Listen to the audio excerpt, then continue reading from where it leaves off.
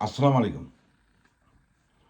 তারেক রহমান যে গতকাল যে ভাষণ দিলেন, অনলাইন বক্তব্য দিচ্ছেন দেশের বিএনপি নেতাকর্মীদের উদ্দেশ্যে, সেটা নিয়ে আমি একটু কথা বলতে চাই। তারেক রহমান যে বক্তব্য দিচ্ছে ৭১, ৭১, ৭১, এই ৭১-এর রাজাকার তো একটা তালিকা তৈরি করা হয়েছিল কোনো এক আওয়ামী লীগ সরকারের আমলে হয়তো।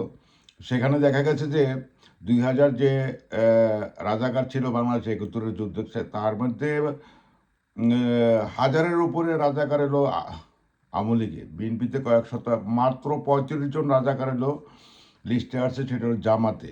আর জামাতে তো বংশসূত্র নির্মূল করে দিচ্ছে শেখ হাসিনা। গুম, খুন, হত্যাকাণ্ডের মাধ্যমে তার নির্বিচারে অনেকে ফাঁসিকাষ্ঠ ঝুলানো হলো, এবং সেই সাথে সালাউদ্দিন কাদের চৌধুরী বিএনপির প্রভাবশালী নেতাকে হত্যা করা হলো ফাঁসির মাধ্যমে, এবং ইলিয়াসকে পেট কেটে নদীতে ফেলাইছে, হত্যা করা হলো। নাসিরুদ্দিন পিন্টুর মতন একটা প্রভাবশালী নেতাকে হত্যা করা হলো।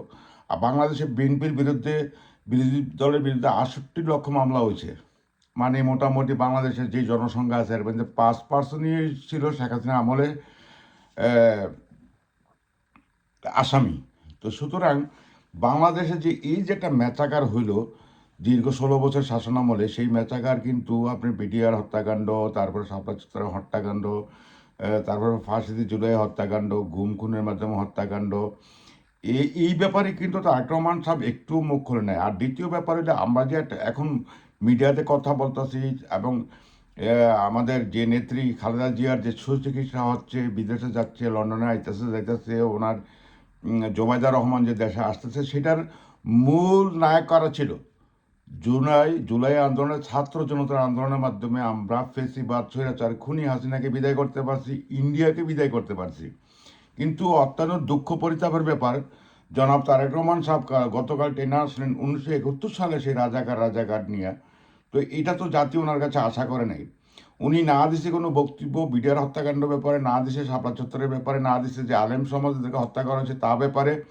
উনি একটা উপমা টাইনে আনলেন, আল্লাহর ওয়াস্তে উপমা টাইনে আনলেন ৭১ রাজাকার দর্শনে। আরে বাবা, এটা তো বিতর্কিত ব্যাপার। বাংলাদেশে তো ৩০ লক্ষ লোক মারা যায় নাই, সেটা বিভিন্ন তথ্য আসতেছে। কয়েক হাজার মারা গেছে, ১০,০০০, ১৫,০০০, ২০,০০০। বাংলাদেশের এই যে ২ লক্ষ মা বোনের ইজ্জত এবং দর্শিত হয়েছে, সেটাও তো বিতর্কিত। সেটা আসছে কয়েকজন, ৬০, ৭০, ৫০, ৬০, ৭০ জন। তো এই যে ভারতীয় বয়ান সে প্রচার করলো, এটা তো অত্যন্ত দুঃখজনক ব্যাপার। আপনারা আপনার দিনের নিজের দল গুছাইতে পারেন না। নিজের দলের মধ্যে প্রায় ২০০-র উপরে লোক মারা গেছে, একজন আরেকজনকে মেরে ফেলছে। এই যে ৫ই আগস্টের পর আপনি দেশে যাইতে পারতেছেন না, আপনি এখন ফজলু পাগলা মার্কা বক্তব্য দিতেছেন লন্ডন বসে থেকে, এটা তো জাতি আশা করে নাই। আপনি কোন ব্যক্তিকে, এই জুলাই অভ্যুত্থানে নিহত ১৪৫০ লোক হত্যার শিকার হয়েছে শেখ হাসিনার মাধ্যমে, তাদেরকে সম্মান দিতে পারছেন? ৫৩,০০০ পঙ্গু, তাদেরকে সম্মান দিতে পারছেন? আপনি মিডিয়া অনলাইন বক্তব্য আসলেন এই রাজাকার বক্তব্য নিয়ে। আরে বাবা, এটা তো ডেট ওভার হয়ে গেছে। আপনি জামাত কি করতেছে? জামাতের ১ টাকা দুর্নীতি পাইছেন, ১ টাকা চাঁদাবাজি পাইছেন? যাকে যে তারেক রহমান সাহেব, আপনি আলোকে আলো বলেন, অন্ধকারকে অন্ধকার বলেন, এইসব বিতর্কিত রাজনীতি করে আপনার দল টিকা থাকে না। আপনার দল তো এখন কমপ্লিটলি ভারতের দখলে চলে গেছে। ভারতের দালালি আর বাংলার জমিনে চলবে না।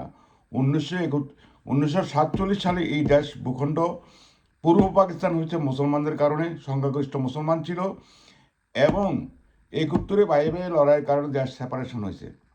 সুতরাং এইসব বয়ান ছয়ান এগুলি এখন, এই পুরানা কবিতা এখন বাংলাদেশে চলে না। আর বাংলাদেশে আমরা বিতর্কিত। আমাদের যে ৭১-এর মুক্তিযোদ্ধার সনদ, সেটা ভারতে করা আছে। আর আমাদের জন্য দুর্ভাগ্য, একজন পতিতা ব্যবসায়ী রবীন্দ্রনাথ ঠাকুরের কবিতা আমরা জাতীয় সঙ্গীত। কেন? আরে বাবা, এগুলি সংস্কার করেন, দেশকে বিদায় করেন এইসব ভারতের আবর্জনা।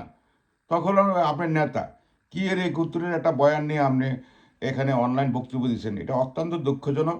এগুলি থেকে বিরত থাকার চেষ্টা করেন।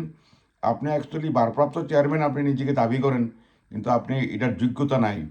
কারণ আপনি যদি একজন অ্যাক্টিভ বিপ্লবী নেতা হইতেন, আপনি ৬ই আগস্ট ২০২৪ দেশে চলে যেতেন এবং দলের হাল ধরতেন। এই ছাত্র জনতার অভ্যুত্থানে আমরা একটা স্বাধীন ভূখণ্ড তৃতীয়বারের মতন পাইছি।